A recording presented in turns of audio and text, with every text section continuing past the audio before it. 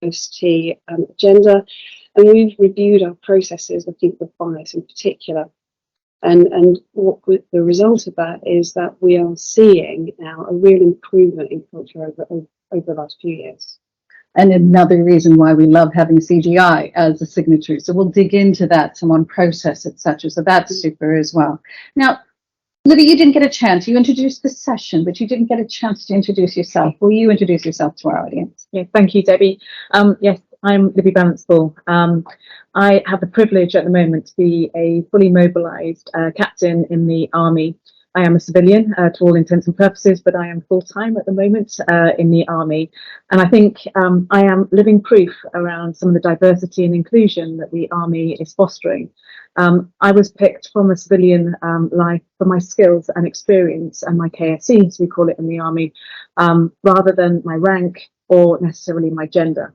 So I am kind of living proof that diversity around skills and digitalisation of the armed forces is key to importance.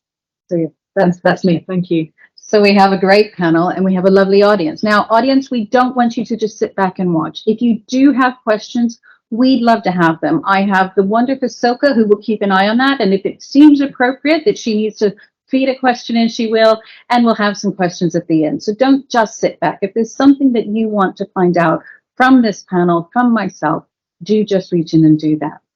So let's begin. All right, now let's start from the headline of this. When we are talking about programs that are empowering women, let's stop and think about that. Is there a risk? Is that a signal that it's only women who have to change? Who'd like to lead on that? Why don't I start us off on that one? So I think if we go back to the very start of my career, then there was perhaps this sense of, women need to lean in. I hear that a lot, and it's an ethos that I personally reject. What we've seen happening more recently that I think is much more effective is this idea that actually there is a range of diversities beyond gender, and that each of us benefits from support in our own particular ways. So to give that a little bit of colour, I spoke earlier about networks that we have within CGI. We have a women's network, of course, and it is our largest network. But we also have a network for people involved in the uniformed services, either as a reservist or as a recent joiner. Now, they have a very particular set of needs, so we focus on those needs. We're not looking for them to change as individuals. We're looking to focus our energies on making their time at CGI the best it can be. And I think that's the way we need to look at these. When we talk about empowering, that's the way we need to look at it. And I like that you brought into that intersectionality, because I know when we started the charter, we began with gender, but with the promise that only women were sitting in the room. And even more importantly, if we only brought in white, middle class, cis, able women, that's not making a sector more diverse or inclusive. And thank goodness you're calling out the leaning in. I got very tired of leaning in. Sometimes I want to lean back, and sometimes I just want to lean on someone along those stages. What about the rest of you? How does this play out in your experience or within your organizations? I think, if I may, I think in our organization, we also have a women's network, really strong, and we encourage men and women to join that network, which is super because you get both sides. But also there's a balance of a mentoring arrangements, there's a buddy system. And I think sometimes people just don't have a voice. So sometimes those mentors and buddies actually can be that voice until they get their voice. And you can then demonstrate that there is something that needs to be done, or you need to look at somebody's shortcomings of some nature and try and develop that. But it's that mentoring and buddying system that helps that a lot. So I think Leidos does a lot in that manner. So, Jacqueline, just taking your point around women leaning in, it's everybody who has to lean in. And I, when I was thinking about these questions, there's no singular person in an organisation that can make a change. Well, maybe there is. The person right at the top can drive the change and cascade that change throughout their business. And if that is reflected not only in the CEO, but the C-suite, the board, and the diversity that's reflected from neurodiversity through to gender diversity, whatever it happens to be, then that sets a precedent for an unbiased organisation. And I think that's where we have to start, preparing our leaders to have really good balanced leadership, which can drive performance, because we are here, ultimately to drive business and to drive revenue.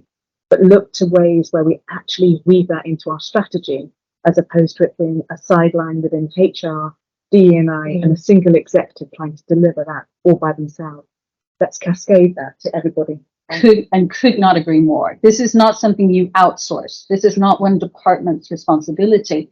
And that in itself is empowering, because anyone on this call has a role to play in this. And I definitely want to call out, this is not something women are good or men are bad. Some of the most powerful allies and champions I've had have been men. And some of the driving forces within the Tech Talent Charter are men, because they win from this as well. One, from the business case, because it's better business, better bottom line. But men benefit from this when we're removing barriers on parental leave, when we're removing barriers and in supporting mental health. This is something that everyone wins from. So it is that empowering piece of that wider. And I, the way we talk about Leidos has not just women within the group. Mm-hmm. I think one of the powerful things, there is this element I've watched in our signatories and a number of companies, an evolution, where a group begins by being a women's only, a non-white, an ethnic minority group, a neurodiversity group. But where the real energy comes from is when they then let others in who want to learn, who want to become allies, who want to help be champions. That starts moving from the diversity box into the inclusion box. Anyone else want to build on that? Yeah, I mean, I had a point around, so when we're looking at empowerment and is it for women to change, that actually you can look at empowerment from freedom and responsibility. So, the D&I is fantastic, but the real magic comes when people feel empowered, and all of those incredible skills, knowledge, experience, that's unleashed. And that comes with empowerment and that real sense of belonging. So if we look at the freedoms, it's down for the leaders and for the teams to actually give their teams the freedom within the resources and within a clear goal to go and to deliver an intent. But then it's the responsibility of those who have been given, the free rein to actually deliver, to be accountable, to feedback.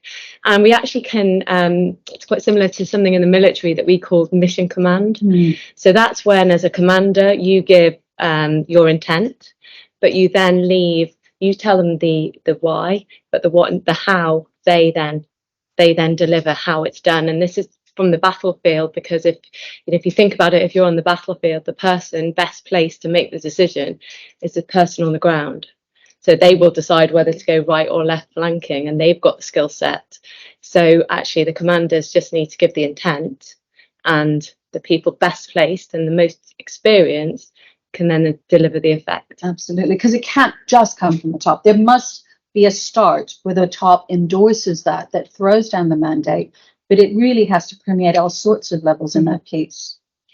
I think when it works well as well, what you find is that there is a real sense of ownership in the wider community. Yes. So it has to start, you're right, from the top, to sort of come down to kind of free people up to think and behave differently.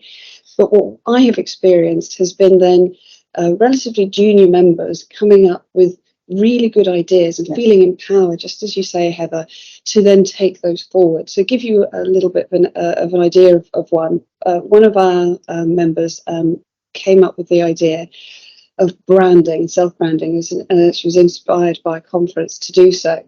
And we encouraged her, but she didn't have a mandate. She didn't have a thing that she had to achieve.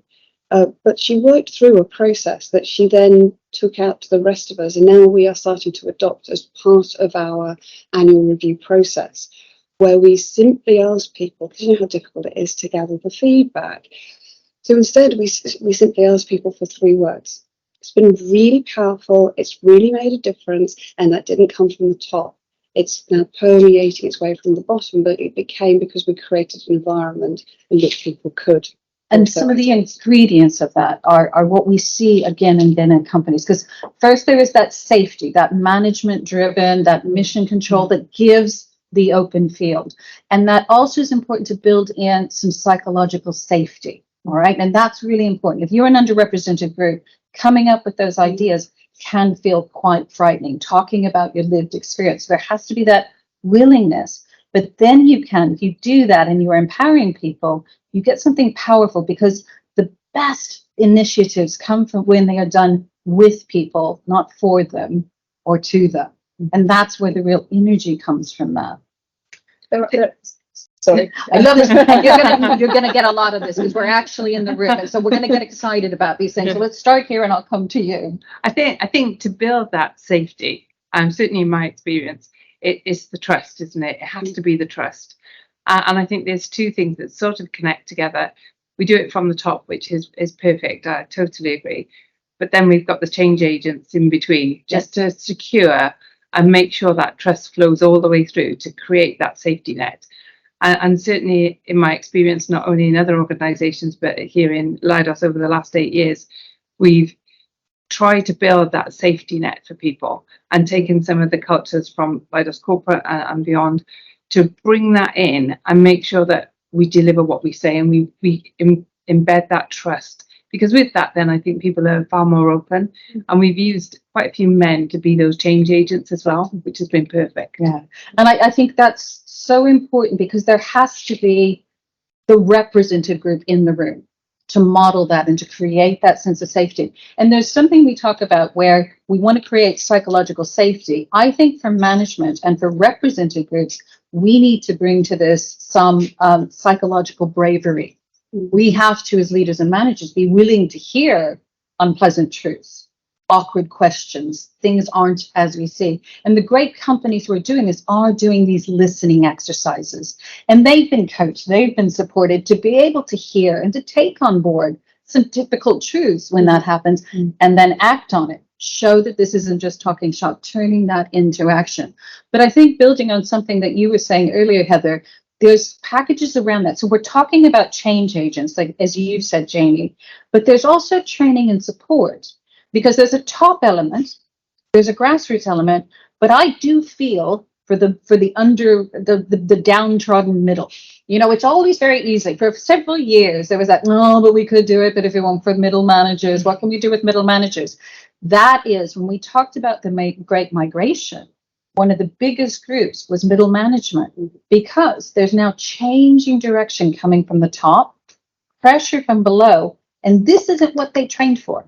All right. And so the great companies are providing training, support, ongoing mentoring and coaching on how to be that middle layer, how to be the change agents to create that psychological safety. Because again, it's no one person's fault. It's everyone's responsibility. Now, is there anything else we want to talk about in terms of empowering women? Because I think there was a... Debbie, if I could come in, we've had a really good question just around psychological safety, actually, from our audience. And they're asking what the panel's thoughts are on how to create that necessary safety space for women to speak up. And I thought that was quite in line with what we were talking about. Fantastic. Okay. Yeah, and I like the way you phrase it. Of course, naming no company names, and this never happened in your company, right? But let's talk for a moment about times it's gone well or it's not gone well. What do we need to do? What have we seen people do that create psychological safety in a small way or in a big way within organizations? Do you want me to kick off there, just because we take a lot of groups of women on adventures. So when we say adventure, we mean to take them in a controlled and supportive way into situations when they're out of their comfort zone. So that could be climbing, a 7,000 meter peak in Chile, or it could be for some people climbing their first mountain, leaving their kids at home with their partner that they've never done before, climbing Penavan and sleeping in the top bunk of a bunk room. It's really varied. And I think, the importance of psychological safety, and with Forster's Wife Challenge, why we need the groups where we feel safe, we have that connection. So we're connected because we love the outdoors, we're women, and our partners are in the military. So there's lots of touch points that we can connect on. And that makes us feel that sense of belonging and sense that we can speak out in a forum that no one is, it's the rules are that no one speaks out, but when you've climbed a mountain, you're sitting around a campfire, you're talking, it all comes out. We all talk about the things that we're challenging, but you need to be very, if you're going to give that opportunity to people, you need, it's a lot of responsibility, because people open up. And so it's really important that you create that environment where people feel safe, but then you're kind of got a responsibility that they've trusted you. So it's also about not pushing people too much out of their comfort zone. So managing expectations, making sure they know what the challenge is going to be, how they're going to feel. And the fact of an adventure is it's going to be uncomfortable. Otherwise you'd be going to the cinema. You know? And that takes lots of planning and care and all aspects of that. What else can we build on that? I 100% behind you, Heather. But I think also women need to be brave sometimes. I have put myself out there many times around a meeting room table and been brave and spoken perhaps in the inverse way to the majority of the table, because either technically I know it's the correct direction. So I think there are times when actually we have to just sit outside our comfort zone, be brave, and become a role model for those around us, because we are all brilliantly intelligent women, right? And we can become those role models for the rest of our organizations and create a following, which creates that overall safety, because here is a woman who is bold and courageous enough to talk out, perhaps inversely, but knowing that they are doing it for the right reasons and creating a followership within their organization. So I think bravery, actually, individual bravery sometimes is so important. But I would combine that with, because I do think that we are now quite often talking about sectors and companies and groups where women are there. So it does require the bravery, but it also requires the bravery then round the room to be that ally, right? And I think that's both the men and the women. The one that when the woman does step forward and say something, or when the woman does try to say that joke's not funny, that's not banter, there is something, and this is where this is not just the CEO's role, it's anyone's role. And I do think as women, I am always throwing down the challenge to say, okay, if you've made it to the table, have you grabbed more chairs? If you made it through the door, have you propped it open, and are you starting to build a new door and a new table? So to the men on the call, and I have seen some men's names and a few faces popping up here and there. Thank you for being here. We need allies like that, but it is that combination of bravery and then support. And it doesn't always mean a here. It can be the eye contact and the smile, or when you see something in a meeting that you can't pull up, say, leave it with me. I'm going to talk to him, or I'm going to do that. That bringing together in the piece. What else can we do in terms of psychological safety? Debbie, I've got another one which ties in nicely with what we're talking about now. And there's two questions that are very similarly linked. One is around how we keep maintaining that energy driving initiatives forward, but linking that, how do we maintain the bravery? It's hard being the lone voice all the time. And there's a lot of likes going on. So. And this is the time I'm tired of leaning in. And I think, so it is the sort of thing, and this is the importance, isn't it, of employee resource groups. This is the importance of having other allies and making sure no one person has to become the spokesperson for some huge population in that piece. So building those two things, how do we help with the exhaustion so that we can keep the momentum? How do we create psychological safety? What else do we see happening? I'd like to answer this. So from experience, I think the exhaustion, I think it becomes your culture. It's just natural. Eventually it becomes natural. And this happens through those change agents. And as you build those change agents and you build that culture, it's just a natural part of day-to-day life that you have that, we've talked about bravery, but you have that environment of just being able to be transparent. But I think to bring that to life, we talk about bravery, and I once undertook a program when I was in a different organization called Be Brave, and it was very much based on this, and it worked. But equally, I think you have to have trust. So the nod across the room to somebody that, go on, say it. It really comes from some of that mentoring. And I think if you can have those mentors or those role models, and certainly I was very much brought up on role models and mentors, and I had some amazing mentors in my life. but they just gave that nod, and you thought, yeah, I'm okay, I can do this. And when other people see that, I think that builds it, and that builds that Creates environment. and it's the culture, trust, because yeah. that's the key, isn't it? We want to move. When we started the charter, there were a lot of people scared and wanting to talk about diversity, which is a tick box exercise. Quick, find me 3 women, 2 disabled person, and someone with neurodiverse, and an order of chips to go. And they go. The shift to the culture of inclusion, where people feel safe, where they can do it, and on both sides, because I know a lot of people in a lot of sessions I've run will have people like men or straight people who say, look, I'm really scared. I don't know how to use the pronouns. What does that mean? I don't know what this means. What am I supposed to do? So creating the safe places is about creating the spaces where people can ask questions from the majority in a respectful way, where people from an underrepresented group can talk about without fear of reprisal. But I've also seen, I've seen some very brave managers, CEOs, head of divisions taking a town hall. And that's scary. And there needs to be a bit of psychological safety. So I saw a session once at HP where the head of HP for Europe was talking in front of a group and taking questions. But the understanding and the safety came from, he said, and some things I'll be able to answer you right now. And other things I'm going to need to go away and come back with an answer, but I'll come up with an answer, because otherwise, what leader is going to step in front of that sort of tank coming at them in that space?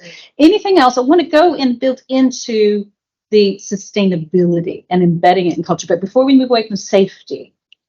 So just a final point then on safety, and you really picked up there. I think that safety has to be for those people who've been brave and maybe have been that proud nail, so that they don't get beaten down.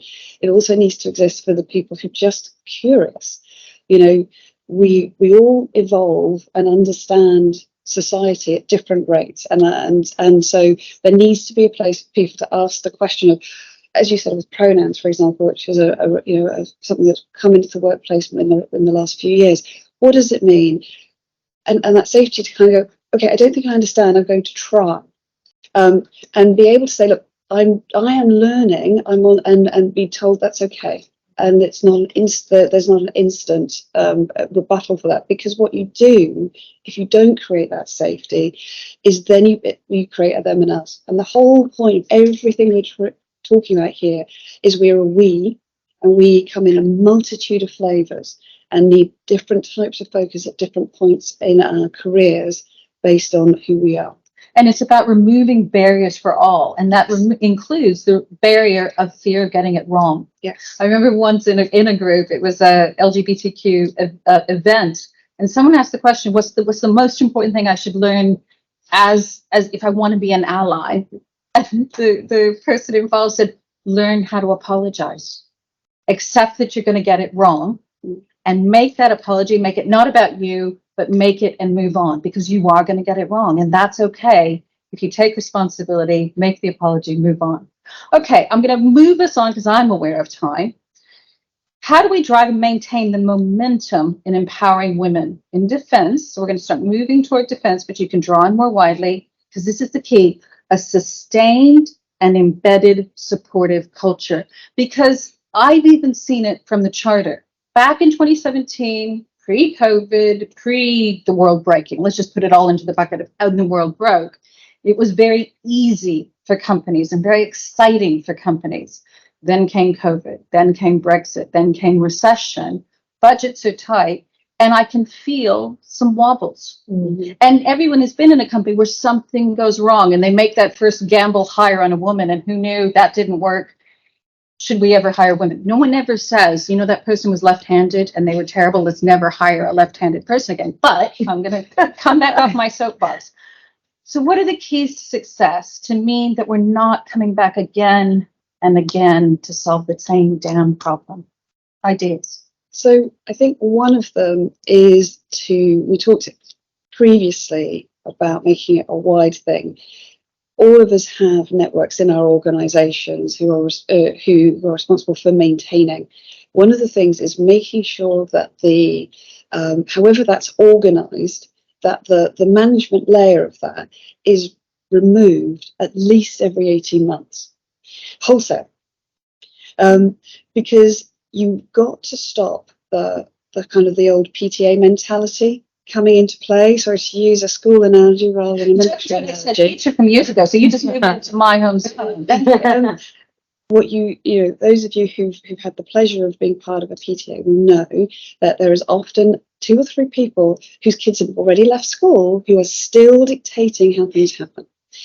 That means that all the momentum, all the goodwill, all the ideas that you've generated in those people who felt empowered have been lost. So to maintain momentum, we need to be brave and say, you've got 18 months, do your best, succeed or fail, doesn't matter. You've moved us forward.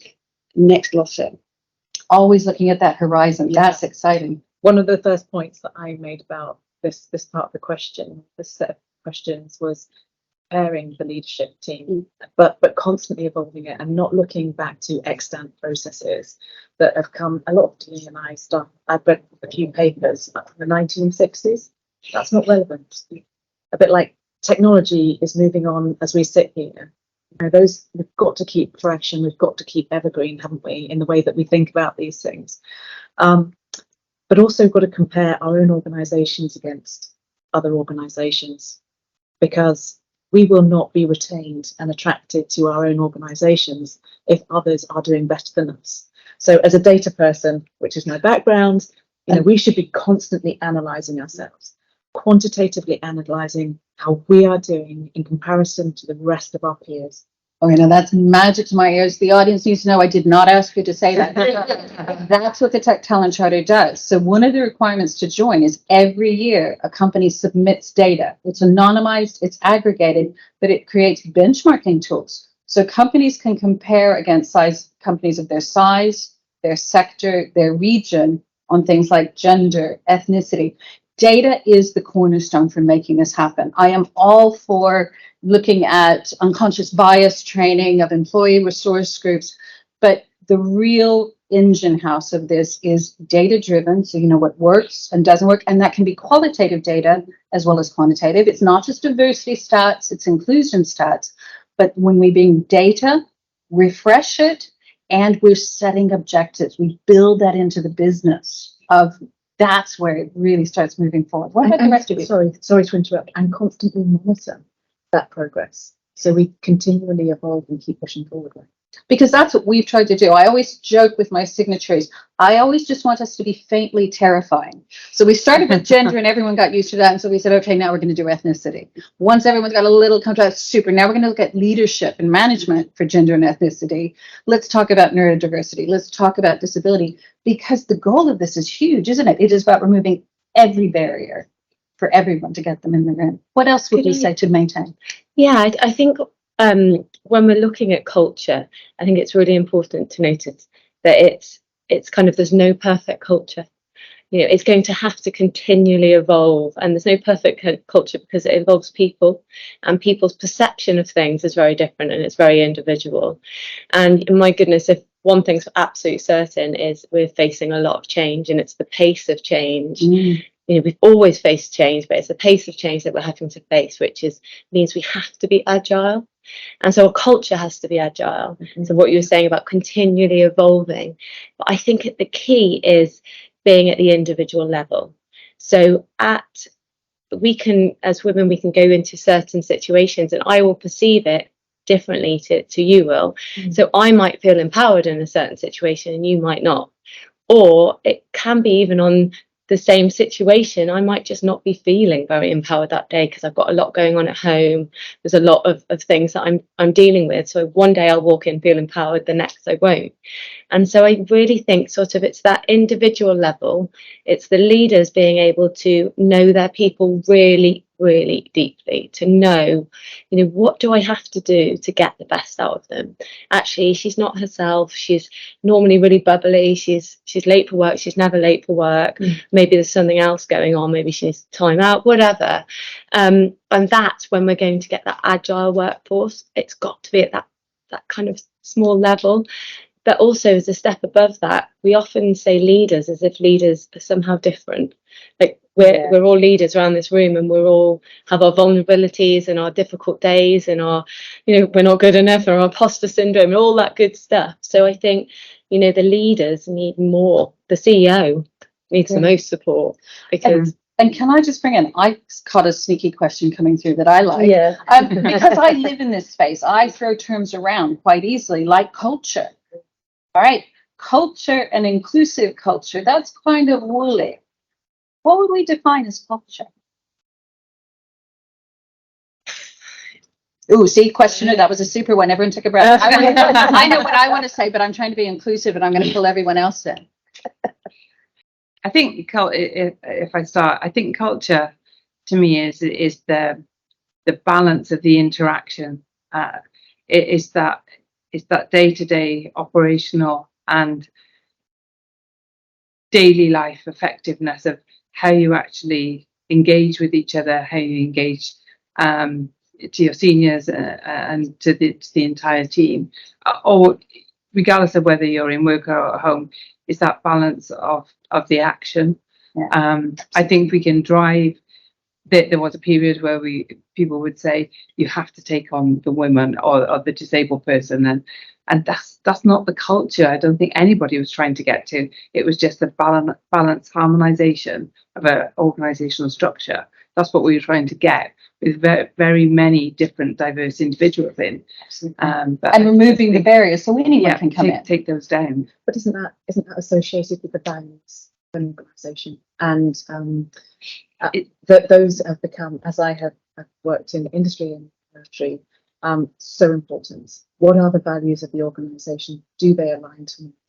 And how easy is it to work within those values? It's okay for organisations to have mission and vision statements and put their values, but actually the questions that I ask when I talk to companies now are, what are your values? And give me examples of how those work. Because it's where it gets practical. To me, culture is values and how they play out on a Thursday afternoon at the end of the quarter when there's a bid due.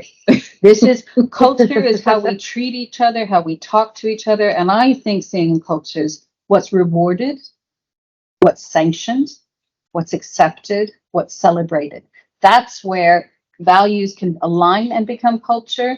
That's where it can be separate. And there's an interesting study done by Accenture that said, if you think of all the stats on what diversity can do for a company, an inclusive culture becomes a multiplier for all of those facts. It doesn't just add, it's a multiplier. But it's also, I love the way you're talking about how it has to evolve and change, because we have different people and it's individuals and people's existence changes. Because there's a difference between diversity, inclusion, and belonging, isn't it? And that belonging is having a voice and being able to be your whole self. Because there has that middle stage that we get to is, yes, we've got women, but they've all got to outman the man. Okay. Within tech, pardon my French name when I offend, I remember somebody talking at a tech event saying if you were a woman getting into tech, you had to be a bitch, a bro, or a babe. Okay. And so it is that sense of, can we bring our whole selves to that table and be accepted and have a voice, be able to grow, to be able to succeed, to make it into management while still being different and having that different voice. Sorry to interrupt. Authenticity. Remaining true to your values and the values of your organisation. That's so important. Libby, I'd be interested to know, because having been in the army, so in the army you practice values-based leadership.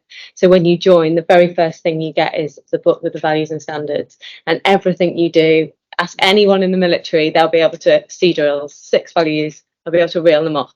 And if everything you do, every action you take, is it within the military's values and standards? And I think, often, and it's in everything you do, from integrity, selfless commitment, and it's definitely in your behaviours. And I think a lot of people, when they leave the military and come into civilian organisations, that's the bit they find difficult, because they've got the values on the wall, but a lot of people can't recite them. Whereas in the army, it's the first thing we do is learn our values and standards. And so I think that's embedded in our culture, what you were saying. And it's being quite explicit about it, isn't it? It's all very well to have our values on our PowerPoint and on our wall, but it's those practical conversations about, this is what it means, and this is why you should do that, and this is why that wasn't cool when you did that. there anything else you wanted to add? And Jaynie, did you want to add to that any more before we move on to the next one? I've got loads of questions coming in too. All right. I think I'm with Seed for the Okay. Just like to share a story, I guess. One of the highest compliments I find, and this is not to ever be complacent about it, but when you know you've got a level of the culture right, because you could always mature it, is when one of your employees leave because there is higher pay, better circumstances, and then you get that call 6 months later, and they say, and we just recently doing this.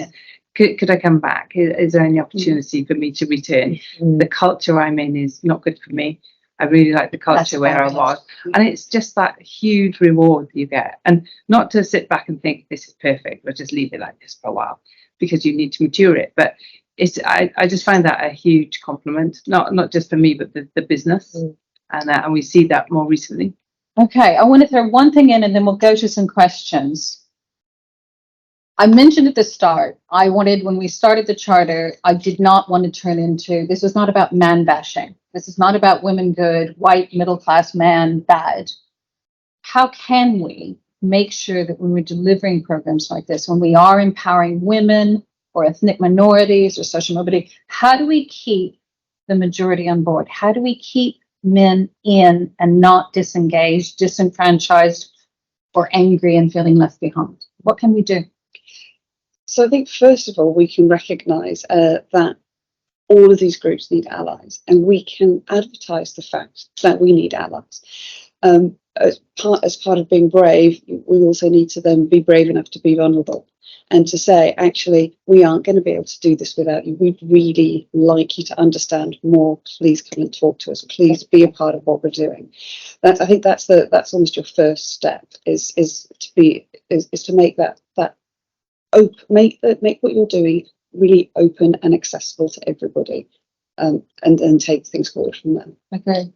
Empower men as well, right? Yeah. To talk and share about how they feel about an environment which is fully inclusive.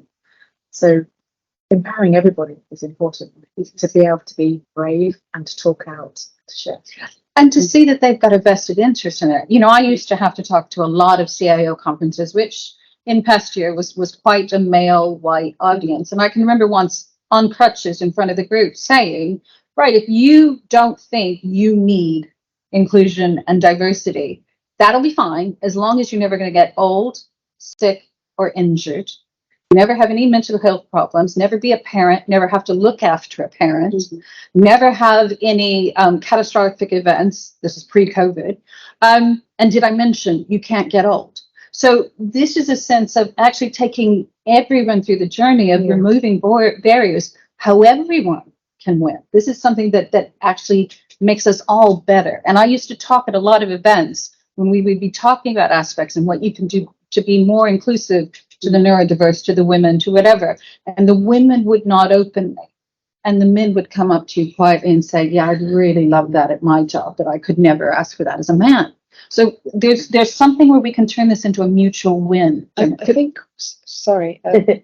if we open the door and then we offer not necessarily education but information, then we also create that pathway. So, for example, there's been a group of women within CGI really looking at the menopause, and and obviously that's become much more mainstream. So they ran what we call a know-how. So we have these lunchtime sessions. I'm sure most organisations have them, where information is passed out. And actually, at that event, it was all about how to manage having the menopause whilst being at work. That was the session. Actually, most of the people who joined were male. Yeah. Because they all have wives and sisters and mothers and and people that work for them they felt like they didn't know enough, and they wanted to know more, and they wanted to do it right. You need to accept that people don't instinctively understand what they're supposed to do. So create pathways for them to become involved. Yeah. Super. All right, so I can throw us some questions. I've See what got the editors lots say. coming in. So the culture one really has exploded, a huge chat going on in the sideline where you're You chatting without us. The audience are chatting without you as well, but then there's some good agreements, lots of love hearts going on. I'm feeling the love. But if I start, there's a few that I want to draw out, which is around women protecting their seat at the table and linked with attrition, and also women sabotaging other women to get ahead as well. So that's all. There's a big pile of questions in that area. So if we can pick up there, and then I'll come back and link that to, are our processes currently right in the businesses that we're in that are supporting and evolving around the inclusion diversity conversation? So when something goes wrong, do we have the right process in place? Are they reviewed regularly in line with the journey that we're taking everyone? Now, I'm going to frame this slightly because we could spend another 30 minutes doing the, oh my God, Queen Bee syndrome. So if you've not heard about it before, there's something called the Queen Bee syndrome. This is the woman who's reached some point of leadership and she's going to protect it, by God. Now, if we look at that, there's some interesting research that has suggested when a minority group comes into a majority environment, until it reaches 30 or 40%, quite often that underrepresented group will over-adopt the majority characteristics. And I also always go back to, I had somebody who I remember was a real challenge. And I talked to someone who was a man, who was the ex-chair EMEA for IBM. And he said to me, thank you, Larry, somewhere out in the world. He said, Debbie, you need to remember there are some women who got to the table where there was only one chair for a woman at the table. And they haven't figured out that there's more chairs and there's not the enemies.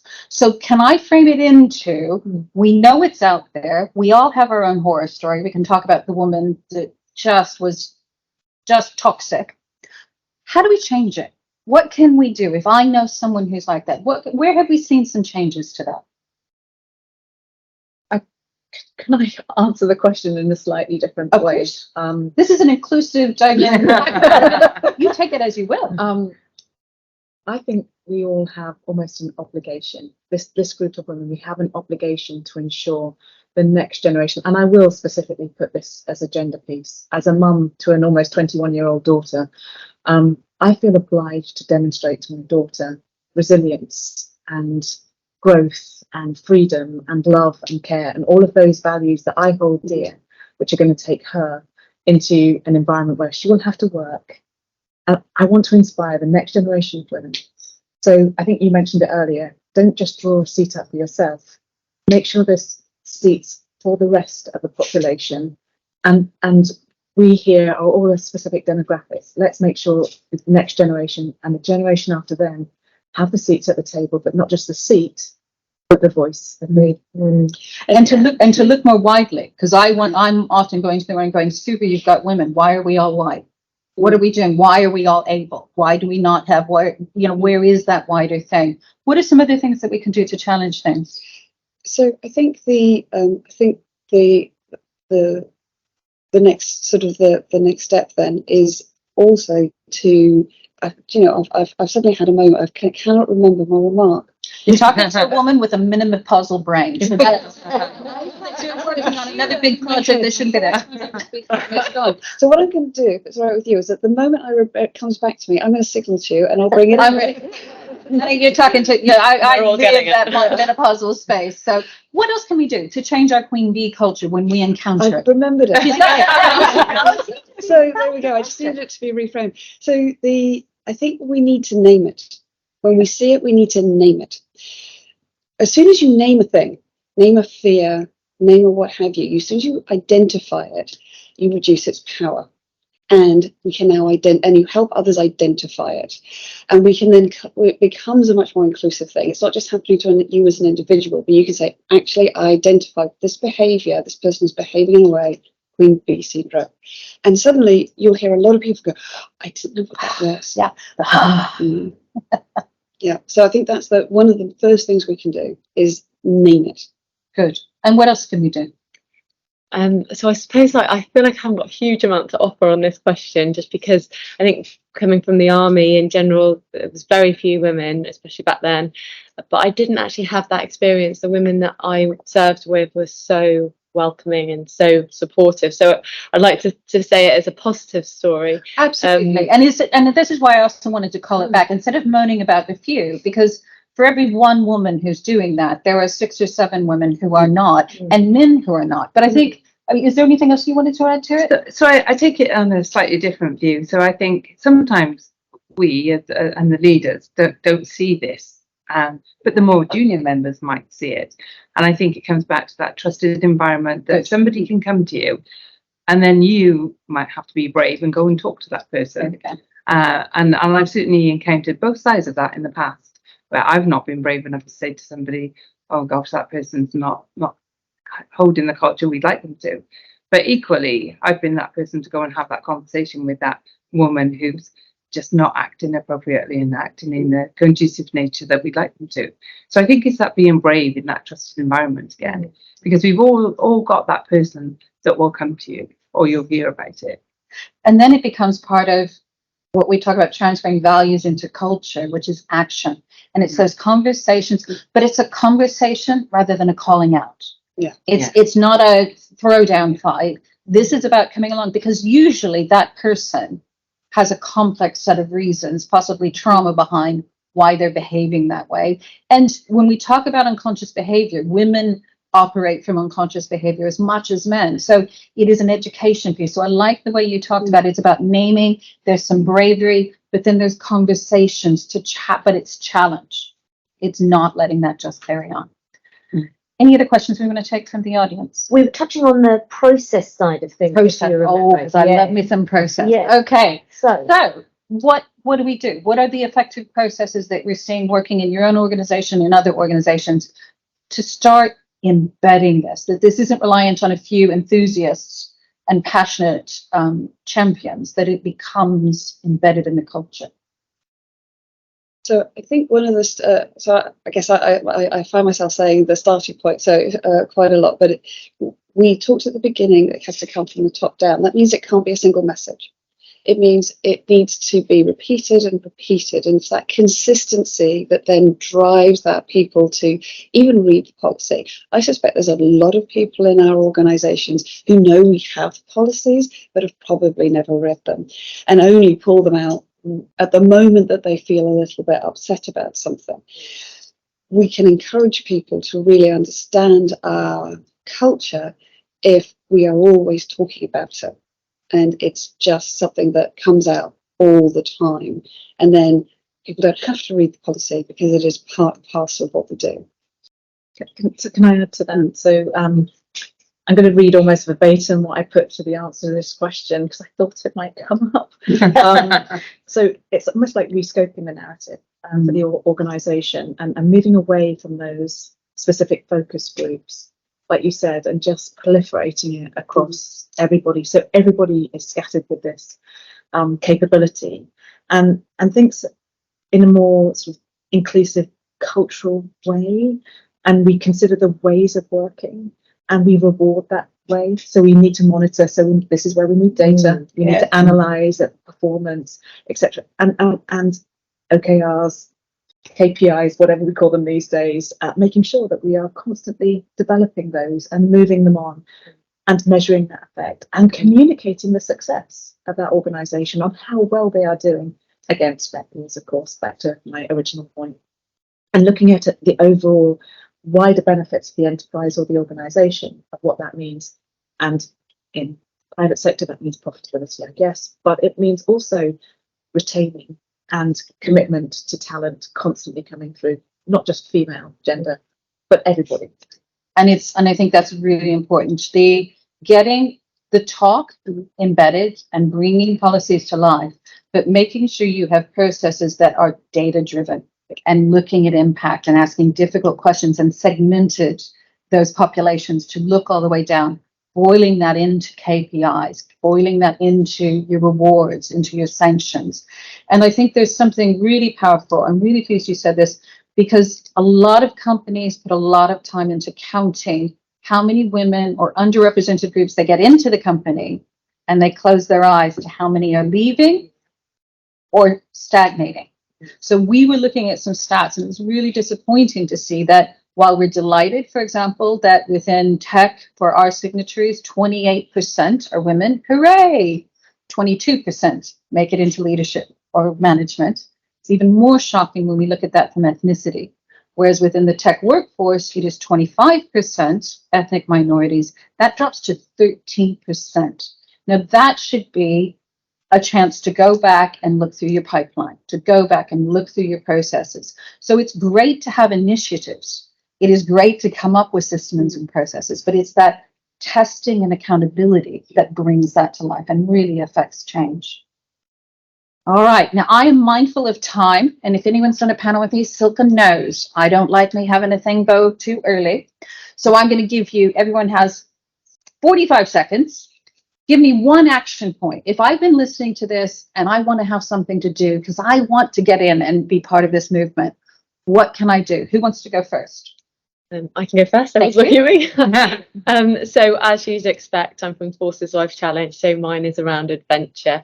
So my one thing would be, to do something every day that makes you feel scared. And that can be to walk into a meeting to ask a question. You've got a really good question, but you're thinking, oh, I don't want to ask. Or it could be to ask someone that you really, really admire to be your mentor, or it could be to sign up for that 5K or to do that gym class, whatever it is, that every day do something, step outside your comfort zone. And I always say that's that little squirm in your tummy when you're like, oh, I really don't want to do it. So embrace that every single day. Brilliant. Who's next? I'll go next. All right. I think it's to try and make sure that you do something to make sure people have a sense of belonging. That doesn't matter whether you just pull up next to their desk with a coffee and have a chat to them, or you give them some reason, some understanding of what they do in the organisation and the difference they make. But it's that sense of belonging, regardless of who they are or what they are, they've got a sense of belonging. And it takes 2 minutes to do it. Fantastic. Who else? I was going to say, I think actively join a group. Every organisation has groups, and lots of people sit there and absorb the information that comes through. So maybe tomorrow, wake up and decide I'm going to join that conversation. I'm going to have something to say about that, and just see what happens. And if you challenge yourself to do that every day, you will ignite so many conversations and make so many friends, and that will build your own network and make you feel more empowered, just all by yourself. Mine would be look to the next generation in your organisation, pull several chairs out, have several lunch and learn sessions, and let everyone have a voice. Fantastic. And I will leave you with, look around, find yourself an ally, but spend even more time finding who you can be an ally for tomorrow. Ladies, this has been fantastic. Thank you to Leidos for bringing us together for this. Thank you for you to take this hour to share with us. We hope you'll feel free to reach out to any of us via LinkedIn. You'll see it on the piece. Talk about it on social media. Have a look at the Tech Talent Charter. You don't need to reinvent the wheel to drive this forward. It's out there. But let's make a difference. Let's drive it forward. Let's empower everyone to get them in the room. Thank you, everyone. Thank you. Thank you.